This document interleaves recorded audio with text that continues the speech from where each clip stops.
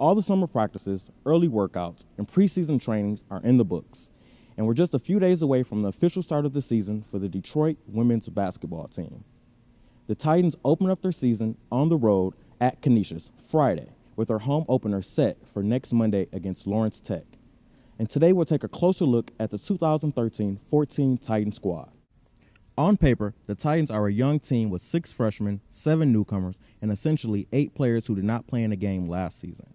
But all of that does not bother head coach Autumn Rademacher. You know what, I rarely look at our players what year they are. I just kind of see them as players overall, and I see a lot of kids out there on our team that really can contribute this year, and I think we brought in some great kids that are going to help us immediately. I think that we're walking that middle line of having experienced older kids and then of course a whole boatload of younger kids, but right now I feel like I don't see them as young kids. They're mostly just overall players that are adapting to a new system. While Detroit will need its younger players to contribute, the Titans know they have a strong nucleus of veterans on the team that can lead the way. Led by seniors Megan Hatter and Sine Shear, and also sophomore Rosanna Reynolds. Offensively, Detroit will look to emphasize more of an up-tempo style after being more of a post team in the last few years. With guards like Shear and Reynolds, you can bet that UDN will have some points on the boards.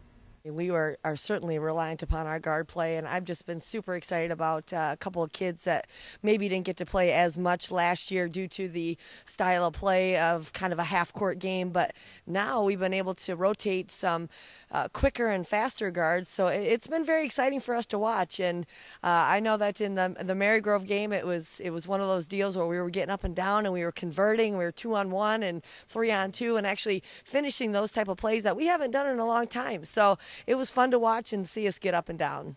Sine is a deadly three-point specialist who led the team last year in three-point shooting, despite missing the first 14 games of the year. She looks great. I mean, she's doing a heck of a job on the court, and she's been in here putting in extra time. I see her sometimes before weights, which is around 6 a.m., getting in here. So she's been a kid that I know it's her senior year, and we kind of came up short last year as far as the Horizon League goes, so her sights are set on that, and she knows she's a big part of what we want to do, and she's one of those kids that if she certainly catches fire, I mean, you got to watch out for her. So she's really looking to add more to her game, not just her three-point shot, but also being able to penetrate, and she's actually thrown some really nice passes as well. So she's really developing as an overall player, and look to her. Last couple of years, she hadn't made any Horizon League teams, so I know that she's kind of taken that a little bit personally and hopes to maybe show up at the end of the year on one of those 2 teams. Reynolds was an immediate impact player last year as a rookie, starting all 34 games and finishing among the leaders in rebounding and scoring, while leading the team in assists.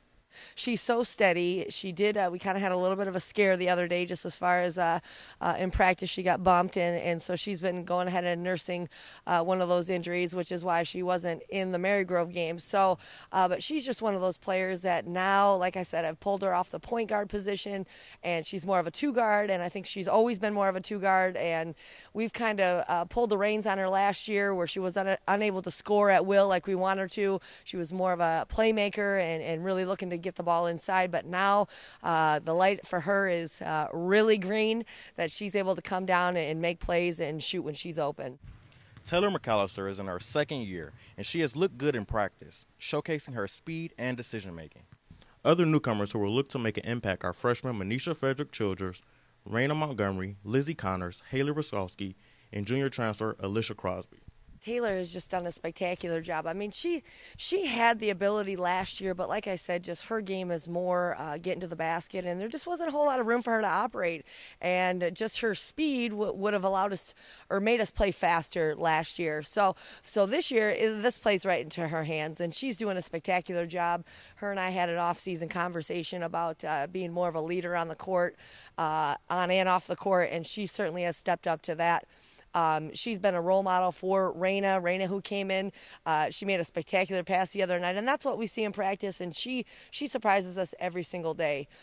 Minnie will be our backup point guard. She's led the state of Minnesota in assists the last 2 years of her high school. So she's really looking to come in and create plays and make plays for others. And her actual outside shot has really, really improved. So really looking forward to having that rotation in really the point guard spot. And then certainly Alicia Crosby, the transfer from Cornerstone.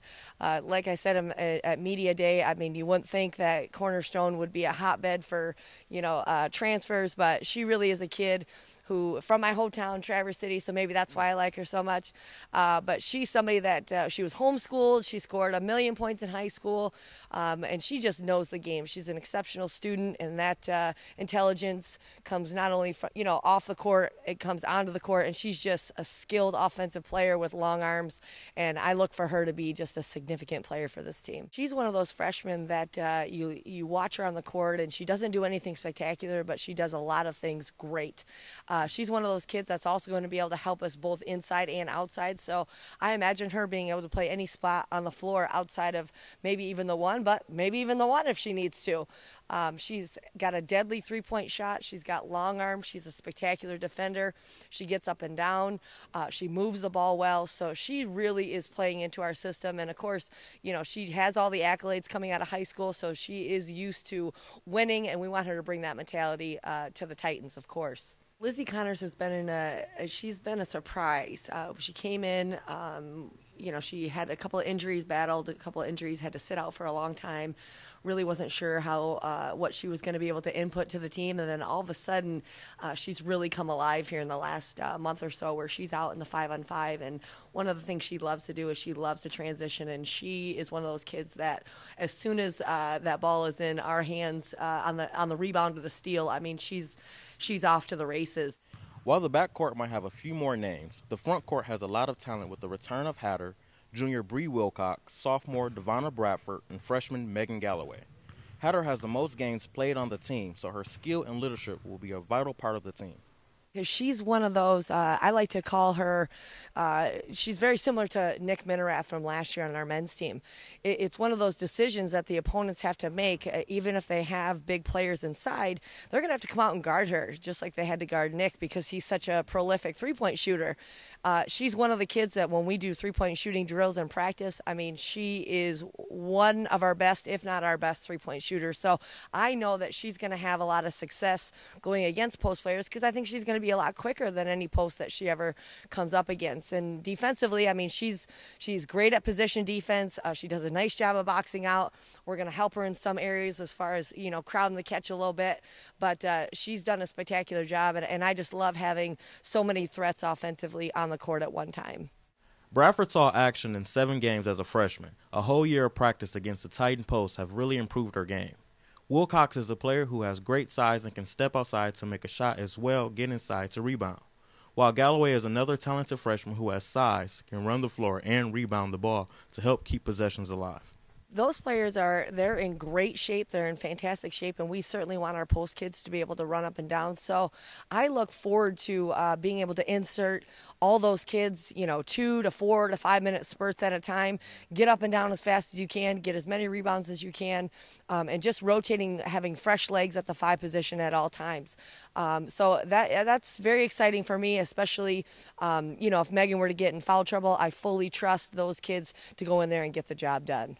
The preseason polls have Detroit picked to finish 6th, but what's in the poll? The last time Detroit was picked to finish that low was 2 years ago when they were picked 7th, but ended up 2nd with an appearance in the Horizon League Championship. With HLN Detroit, I am Derek Jones.